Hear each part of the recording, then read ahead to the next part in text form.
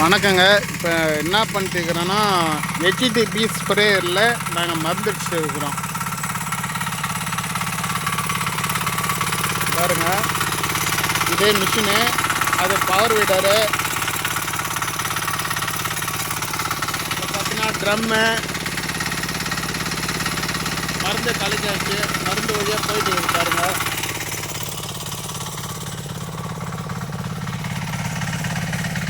இது ஃபுல்லாகவே ஓஸு பாருங்க. தம்பி அடிச்சுட்டுக்கிறாரு களைக்கொல்லி. செடியில் படாத அடிப்பா.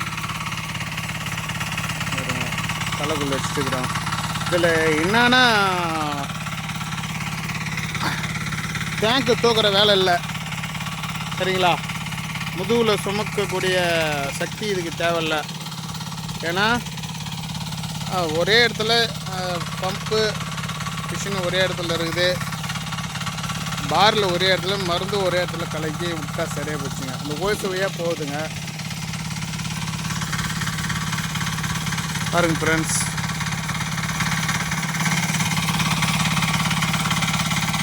தம்பி அடிச்சுட்டு போகிறார் பாருங்க.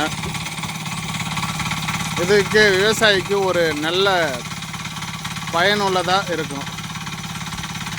ஏன்னா இன்னைக்கு காலகட்டம் ஆள் பற்றாக்குறை ரொம்ப கஷ்டமாக இருக்குது. ஆள் வரமாட்டேங்குது, ஆள் பற்றாக்குறை அதிகமாக இருக்குது. இதை ஈத்து விட்றோம் இல்லையா, இதுமாரி ஒரு ஆள் கூட நின்று இந்த ஓசை ஈத்து விட்டால் போதும். சின்ன பசங்களாக இருந்தால் ஈத்து விட்டாலும் போதும்.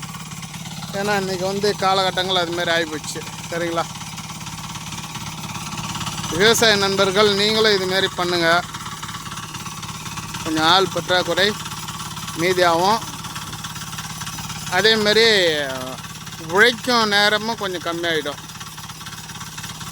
Okay friends, thank you.